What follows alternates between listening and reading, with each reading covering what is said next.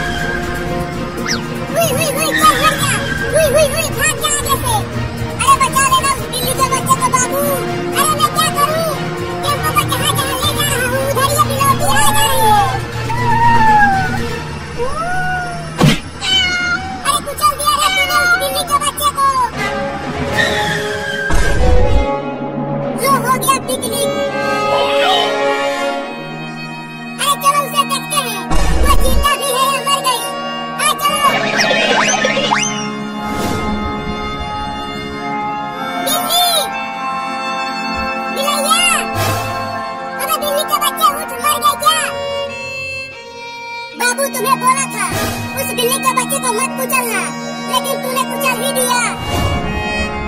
तू बहुत ही कमीना है, पगला गया है तू।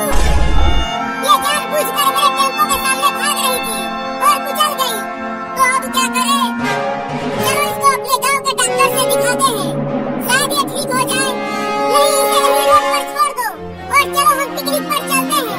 अरे पिकनिक पर तो बाद में भी चले जाएंगे, पहले चलो इसे बचाते हैं।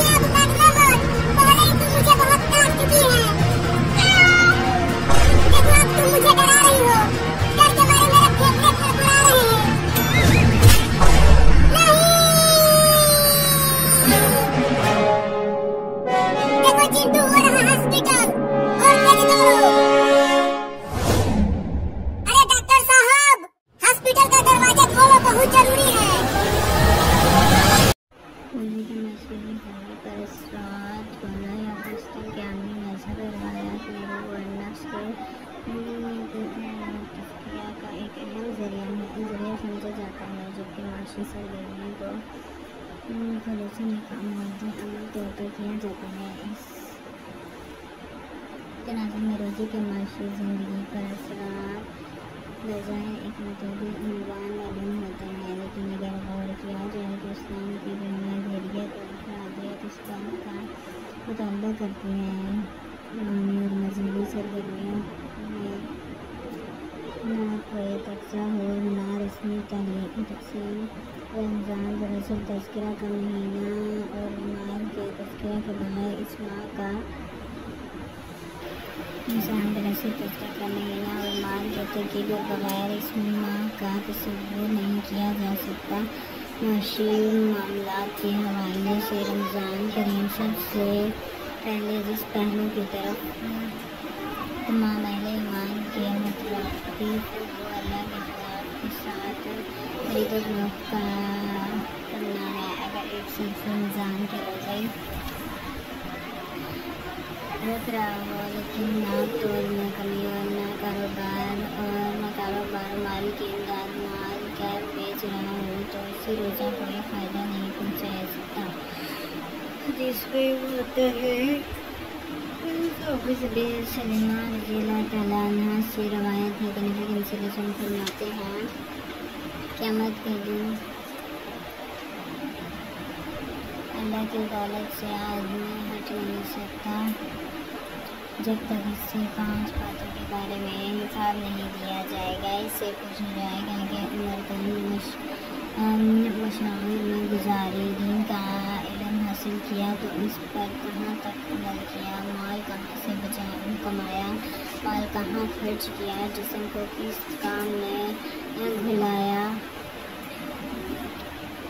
रमज़ान के आगाज़ से ख़त्म तक एक रोज़ादार को रोज़ाना ऐसे हालात का सामना करना पड़ता है जिसमें मामूली से गलत बयानी से कारोबार में बहुत माली मुफाद हासिल किया जा सकता है। यानी वो मरहला होता है जिसमें इंसान अल्लाह ताला के खौफ और आखिरत में जवाबदारी से एहसास की बिना पर दुनिया के बड़े से बड़े नफ़ा को अल्लाह ताला की नाराज़गी से डर से टकराया।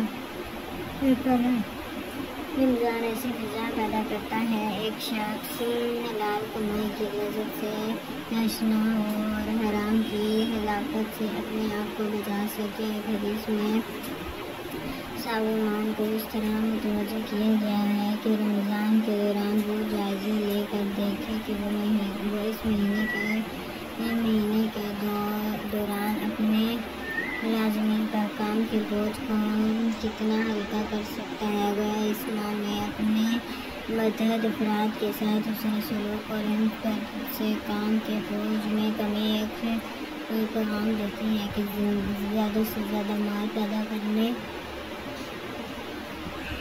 मुलाज़मीन के ज़रिए मशहूदायत के असूल के तसव्वुर पर नज़रसानी की जाए और किस इंसान पर इसकी किरदार से ज़्यादा बोझ ना डाला जाए, बल्कि ये सोचा जाए कि अगर हम ये चाहते हैं कि आखिरत में जब हमसे हिसाब किताब लिया जाए तो हमारी साथ नरमी का रवैया हो, जैसे कि एक दुआ नबी करीम सल्लल्लाहु अलैहि वसल्लम की तालीम किया गया है कि मैंने रसूलुल्लाह सल्लल्लाहु अलैहि वसल्लम को नमाज़ों में ये दुआ करते सुना है, अल्लाह मुझसे आसान जालसीन नमाज पूछूं तो मैंने पूछा सर का क्या मतलब है। आप सल्लल्लाहु है कि बंदे का अमाल नामा देखे बगैर इसकी बुराइयों से दरगुजर करे। फिर फरमाया, आयशा जिसका हिसाब लेते वक्त एक चीज़ की गर्द की गई तो उसके खैर नहीं, तो हमें अपने मतलब काम करने वालों के साथ बेनरमी का रवैया इख्तियार करना चाहिए। रमज़ान करीम नरमी रूह का एहसास दिलाता है। रमज़ान करीम में अगर ये ताजिर को अल्लाह का खौफ ना हो तो वो रोज़ामर्रा के इस्तेमाल की अशिया के मांग को देखकर कीमत में इजाफ़ा कर देता है, लेकिन अगर वो अक्ल से काम ले और कीमत में इजाफ़ा करे तो सार्फिन में इसके माल की मांग ज़्यादा होगी और वो दुगनी चार गई और मकदार में अपना हाल फरोख्त करके ज़्यादा नफ़ा कमा सकता है। के रमज़ान के दौर में हुकूमत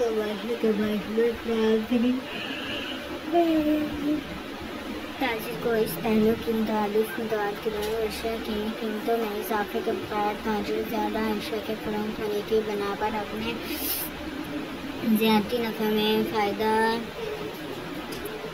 इजाफा कर सके। रोज़े का आगाज़ और तकमील की बुनियाद अल्लाह ताला की मुकर्रर की हुई हदूद के एहतमाम से होता है। चुनाचा इस वक्त तक सहरी के खाने की इजाज़त है जब मुसलमान मर्द और औरत अपने वक्त तक सहरी का इस्तेमाल करते हैं।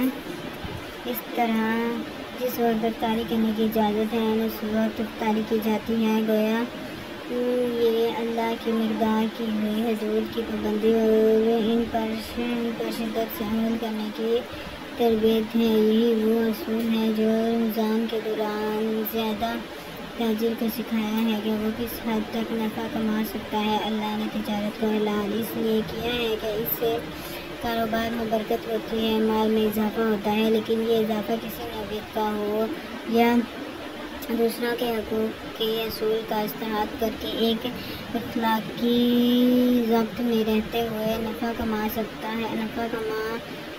ग्राहक का मतलूबा मियार का माल में मिली और एक गैर ज़रूरी माली बोझ भी ना पड़े। रमज़ान के दौरान एक ताजिर और सनअतकार ये सोचने पर मजबूर होता है कि वो जिन ज़राए से माल कमा रहा है वो कहाँ तक हलाल है। मसलन अगर ये सनअतकार वही कारोबार में रकम लगा रहा हो जो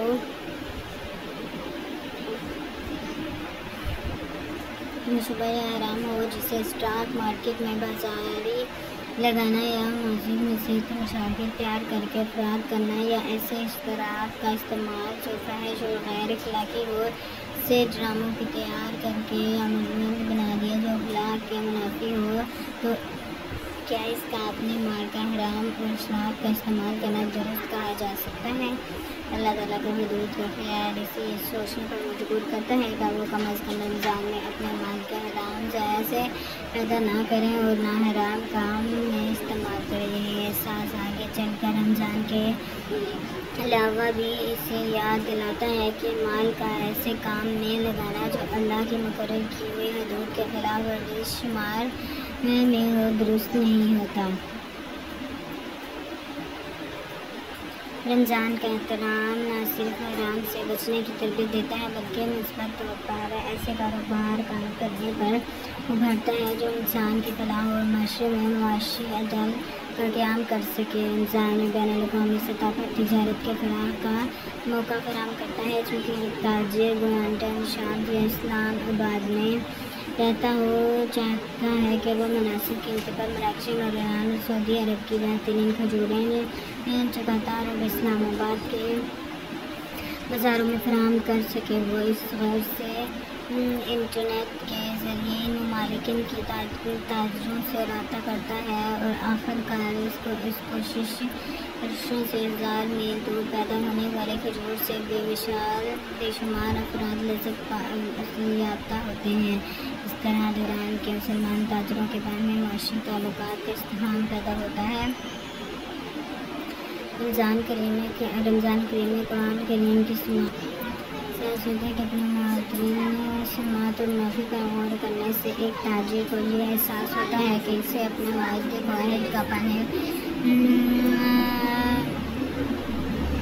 पास रखना है, क्योंकि अहले ईमान की सिफात में से एक अहम सिफात यह है कि वो अपने वादे को पूरा करते हैं। अगर देखा जाए तो तिजारत मुआहदे पर बनी होती है। एक ग्राहक को सामान देते वक्त एक ताजिर इखलाकी और कानूनी तौर पर इसके साथ एक वादा ही करता है कि जो रकम वो इसके वसूल कर रहा है उसके मुआवजे में जो चीज़ या सहूलत सर्विसेज हो ग्राहक को दे रहा है वो वसूल शुदा कीमत के साथ जायज़ मुनासिब रखती है। एक माह की मुसलसल तरबियत इसकी अहद पूरा करने और आला मेयार के लिए अशिया फरोख्त करने की आदत को बदतर कर देता है और इस तरह रोज़े अपनी अच्छी तजारत अदल की अमली